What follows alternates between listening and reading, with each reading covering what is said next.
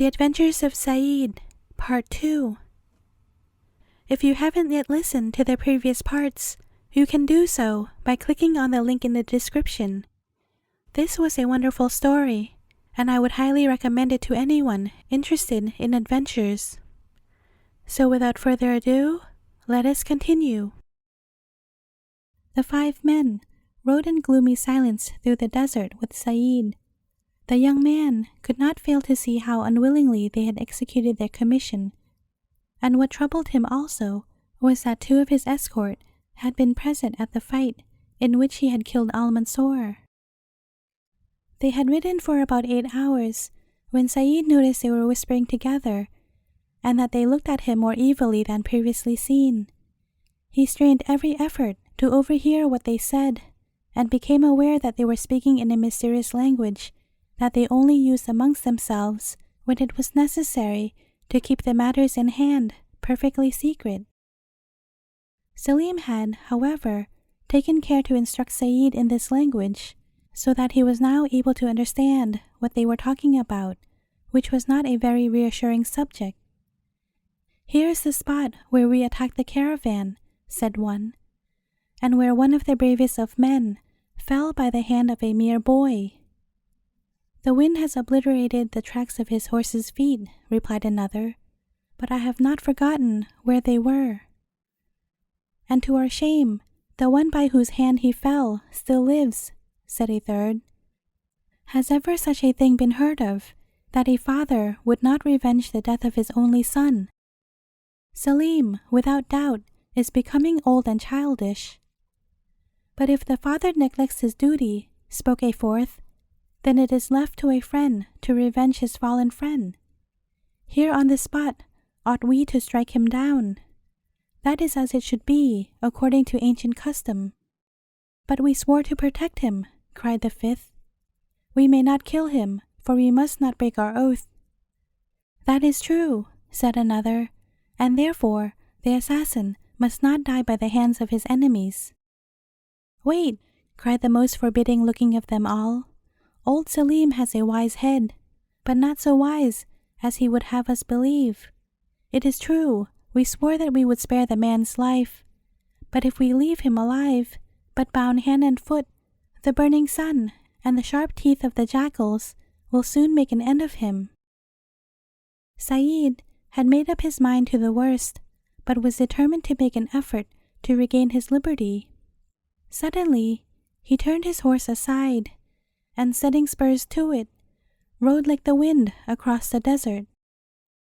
But the 5 robbers understood the desert better than he did. In a moment they separated, urged their horses forward at a furious pace, and speedily succeeded in surrounding the unhappy youth. They would not use their weapons on account of the oath they had taken, but once more, using a lasso, they threw it over his head and brought him to the ground.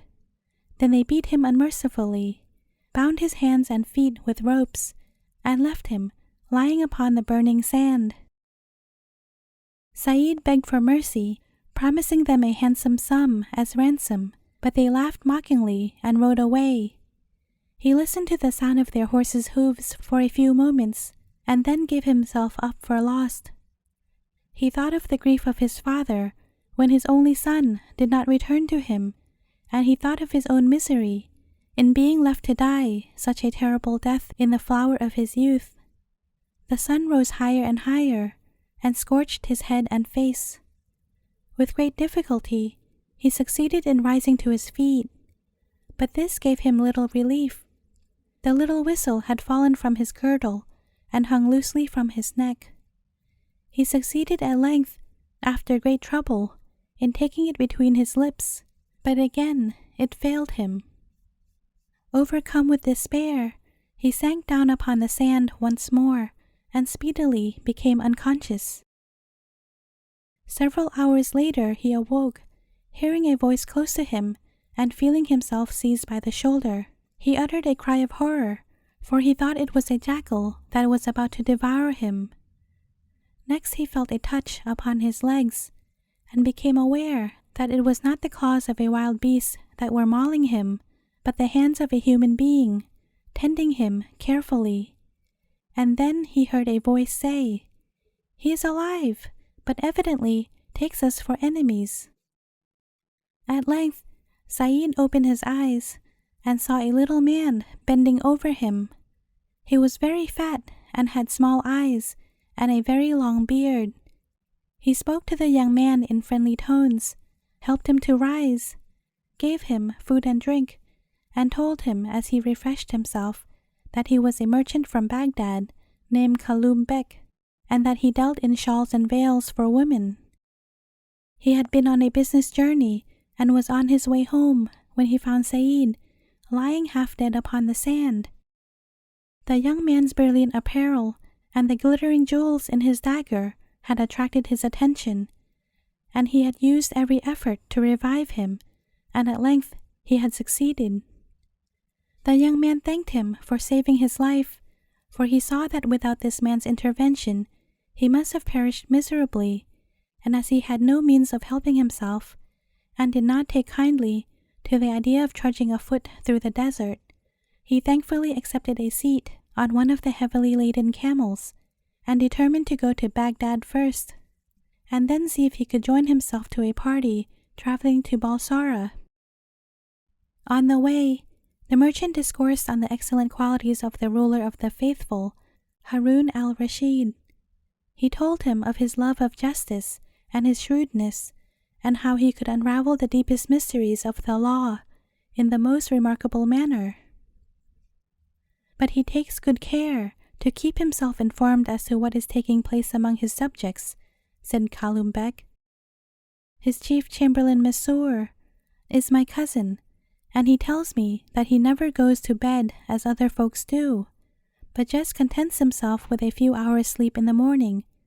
But every night he disguises himself as a merchant or sailor, or in some everyday costume, and wanders about Baghdad to see that everything is right and in order, as it should be.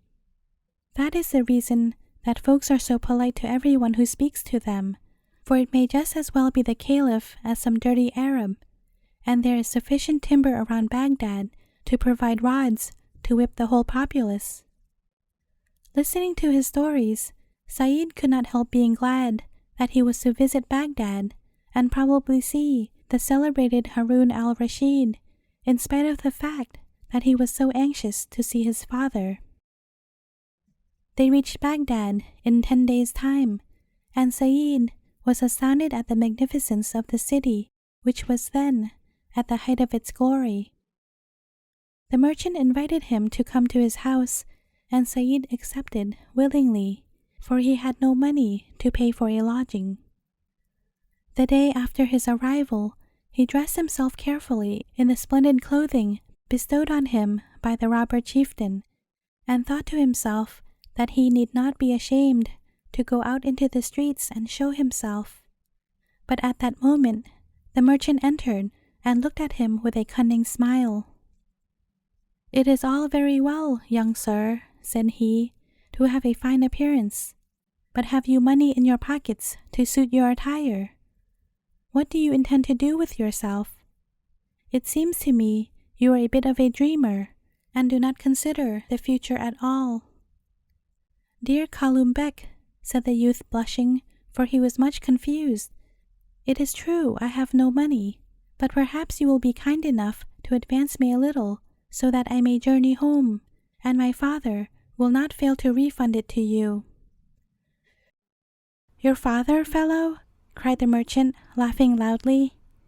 "I verily believe the sun has injured your brain. Do you suppose I believe a single word of the fairy tales you told me in the desert, about your father being a rich man in Balsara? You, his only son, and about the robbers attacking you, and so on. I know that all rich people in Balsara are merchants, and I have had dealings with most of them, but I never heard of one named Benazar. Therefore, it is quite certain that either you never came from Balsara, or else you are the son of a poor man, and to a young vagabond like you, I will certainly advance no money." Saeed turned pale with rage, but nothing that he could say would apparently convince the merchant that he was speaking the truth. Said reminded him how he had been found lying bound in the desert, but the merchant replied that it was quite likely he was a robber himself, and that the persons he had attacked had overcome and bound him. At length, as the merchant would advance him no money, Said decided that there was nothing left for him to do but to apply to the caliph for assistance. But Kalum Bek reminded him that in order to approach the caliph, he would have to apply to Mesrour, the chamberlain, and that he would give his cousin a hint of the sort of liar Said was. Presently, the artful fellow pretended to relent. "I pity you on account of your youth," he said. "There is still hope that you may improve, and I am willing to employ you in my shop in the bazaar. You shall serve me for a year, and at the end of that time, if you are not satisfied to remain with me, I will give you your wages and let you go where you will. I give you until midday to decide. If you consent, well and good, and if not, I shall seize your robe and dagger, and all you have that is worth anything, to repay myself for the cost of your journey here, and the price of the seat on the camel. After that, I shall have you turned out of my house, and you may go and beg in the bazaars, or at the doors of the mosques." With these words, the wicked little creature left the poor young man, who gazed after him with contemptuous eyes. He was disgusted to think of the cunning way in which he had been entrapped. He thought he would escape, but found the windows were barred and the door locked, and so, after some consideration, he came to the conclusion that for the present he had better agree to the terms offered him and serve in the shop. There seemed nothing else to be done, for without money he could not hope to reach Balsara, but he made up his mind to appeal to the caliph on the first opportunity. The following day, Kalum Bek took his new servant to his shop. He showed him the shawls and veils and stuffs in which he dealt and instructed him in his duties. Dressed as a merchant's assistant, he was to stand at the door of the shop and show off the wares. And now Said understood why the bad little man wanted him. Kalum Bek, being short and very ugly, excited the derision of the passer-by as he stood inviting customers. The boys teased him, the women called him a scarecrow, and everyone made fun of him, but everyone looked with admiration at the tall, handsome youth who handled the goods so cleverly and showed them off to the best advantage.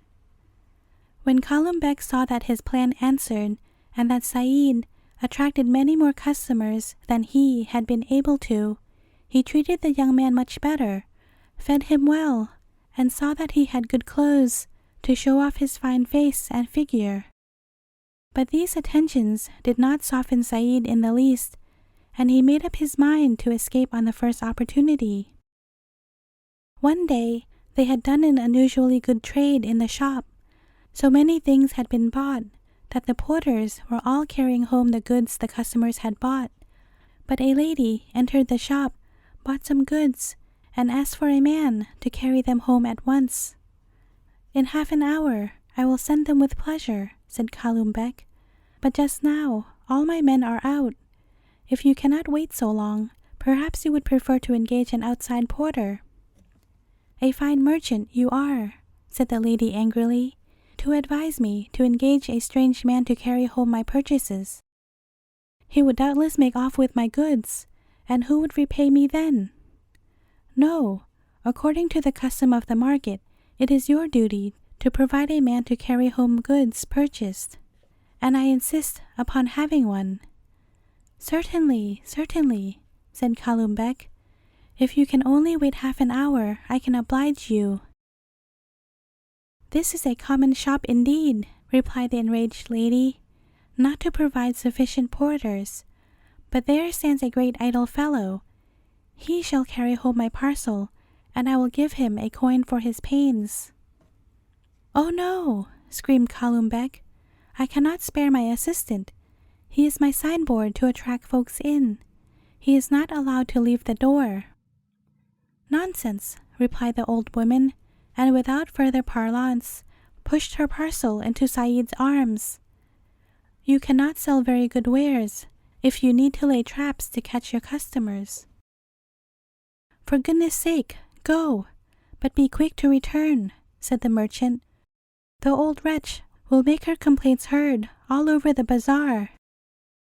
Saeed followed the old lady, who walked a great deal quicker than one would have thought possible at her age. They reached a beautiful house, knocked, and the wide doors flew open, and they ascended a flight of marble steps. As the old lady beckoned Saeed to follow her, he went into a magnificent apartment, decorated in a superb style. The old lady seated herself in exhausted condition upon a sofa and signed to the young man to put down his parcel, handed him a small silver coin, and bade him depart. He had reached the door when a silvery voice called him by name. He turned, astonished that anyone in that place should know his name, and to his surprise saw a beautiful lady, surrounded by numerous slaves and women servants, sitting upon the sofa where the old woman had been. Dumb with surprise, he folded his arms and made a deep obeisance. "Saeed, dear youth," said the lady, "although I am sorry for the misfortunes that have befallen you, still, Baghdad is the place appointed by fate for your fortunes to change should it happen that you left your father's house before the time appointed. Saeed, have you still your little whistle?" "Indeed I have," he cried joyfully, as he drew forth the golden chain. "And are you the good fairy who gave it to me at my birth?" "I was your dear mother's friend," answered the fairy, "and I will be yours as long as you remain worthy.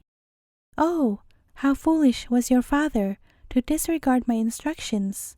You would have been saved much suffering." "It cannot be helped," said Saeed.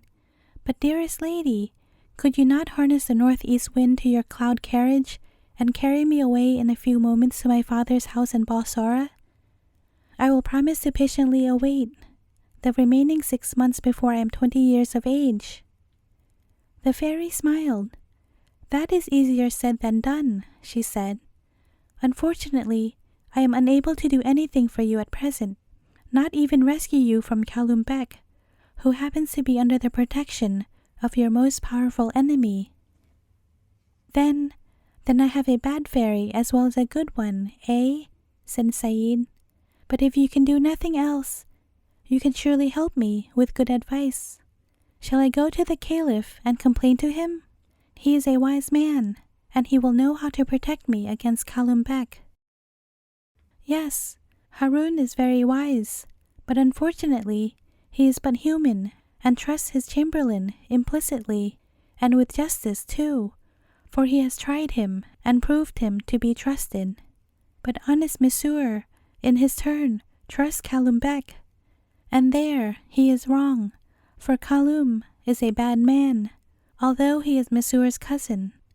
He has told Mesur a number of lies about you, and these lies have been repeated to the Caliph, so that if you went to them with your true story, they would not believe you. You must wait for a fitting opportunity to go to Harun, for it is written in the stars that you are to become the object of his especial favor." "Alas," answered Saeed, "I suppose then I must submit for the present to be the servant of Kaloum Bek. But one favor you might be able to grant me.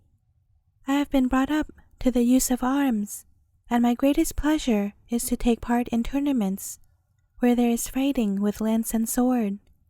Every week the youths of this town meet together and engage in such a tournament, but only the best born are allowed to compete. A shopman's assistant would certainly not be allowed to enter the lists.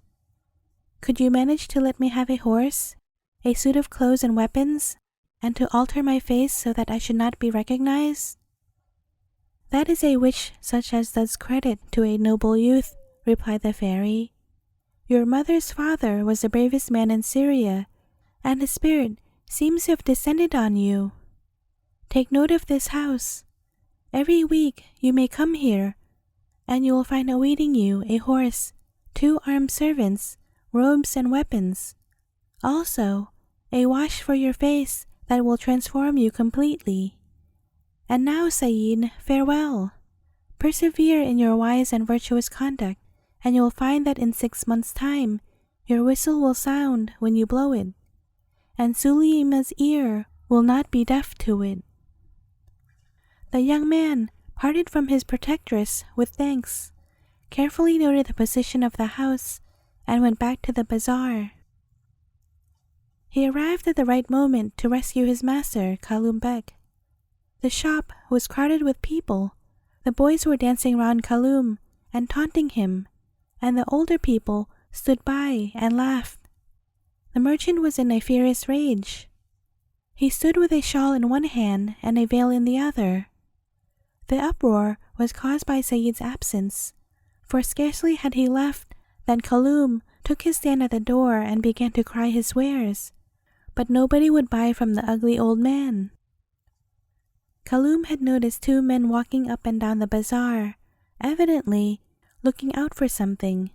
In reality, they had come to buy presents for their wives and had been commanded by them to purchase only from the handsome young shopman.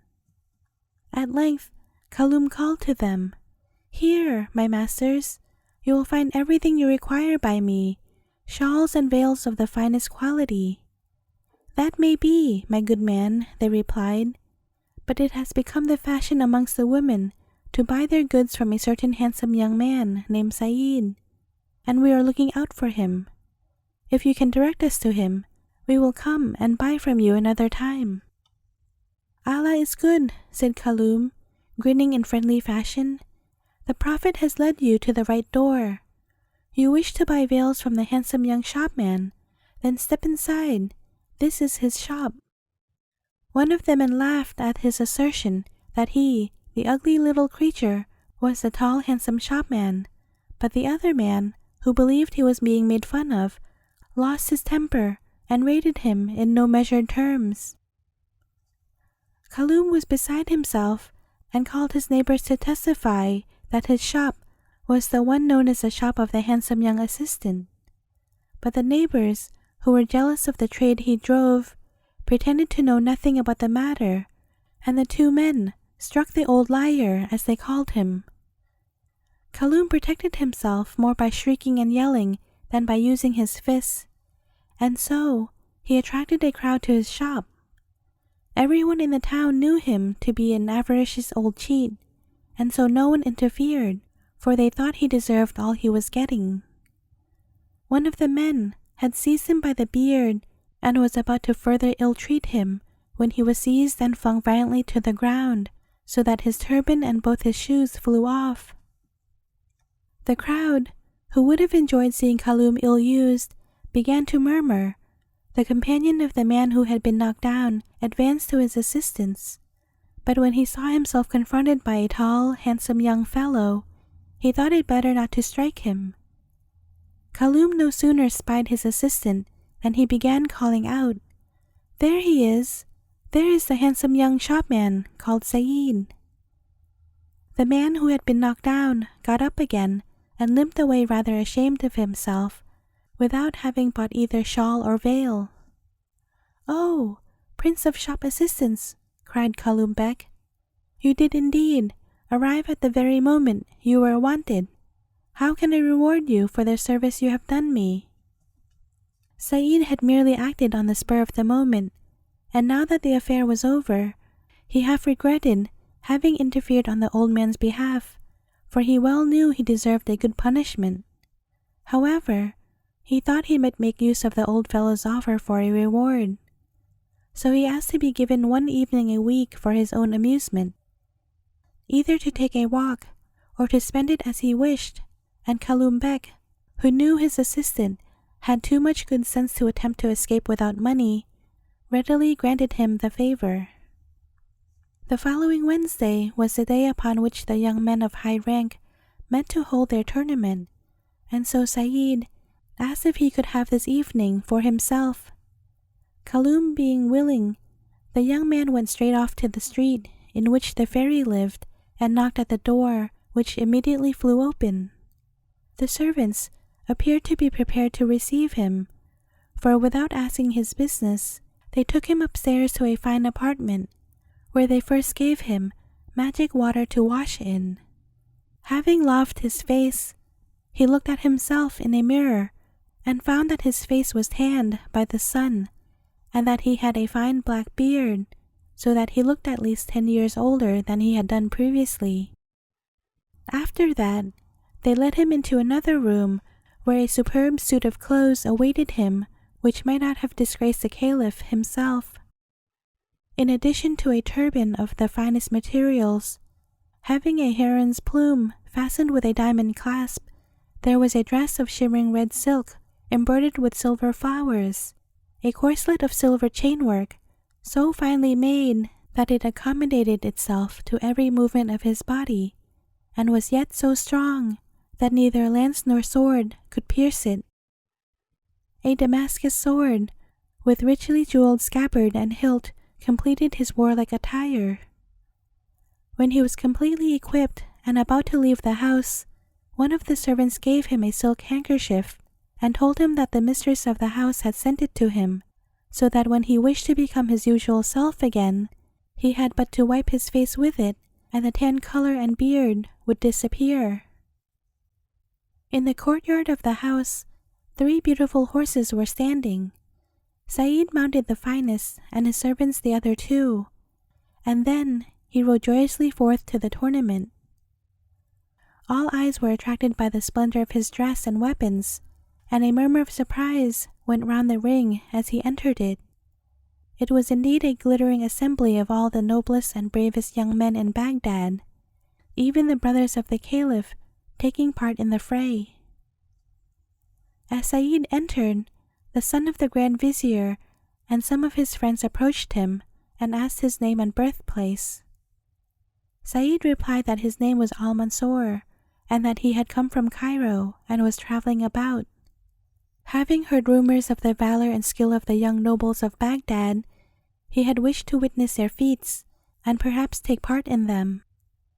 A young man, approving of Said's bold appearance, ordered a lance to be given to him and bade him to choose his parties, for the whole company had divided itself into 2 parties, so that they might encounter each other in a mass and then singly. But if Said's appearance had attracted the general attention, his feats of arms did so still more. His horse was faster than a bird, and his sword flashed like lightning. He threw his lance at the target as though it had been an arrow from the bow of an expert archer. At the conclusion of the tournament, he had beaten all his opponents, and the caliph's brother and the Grand Vizier's son, who had been on his side, begged him to try a bout with them. He succeeded in vanquishing the caliph's brother, but the contest with the Grand Vizier's son remained undecided, and it was thought better to settle it at the next meeting. The day after the tournament, everyone in Baghdad was speaking of the handsome and brave stranger. Even those who had been beaten by him were loud in the praise of him. And Said heard folks discussing him as he stood at the door of the shop and regretting that no one knew where he lived. When the time for the next tournament came, he found in the fairy's house a still more beautiful suit of clothes and more costly weapons. Half Baghdad had assembled to witness the fray, and the caliph himself looked down upon it from a balcony.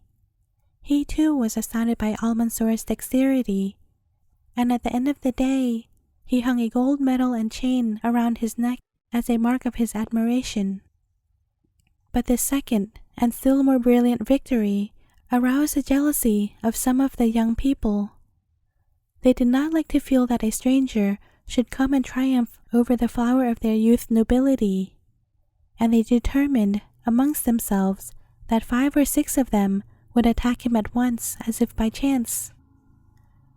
Said did not fail to notice the angry glances of the young men, and speedily noted that with the exception of the caliph's brother and the Grand Vizier's son, not one of them had any friendly inclination towards him. Strange to say, the young man who had seemed to be the most set against him was the young man he had knocked down in the Kalum's shop. and he had looked at him so suspiciously that Saeed was half afraid he had recognized him by his height or his voice. Even the friendship of the Caliph's brother and the Grand Vizier's son was somewhat embarrassing, for they questioned him closely as to where he was to be found.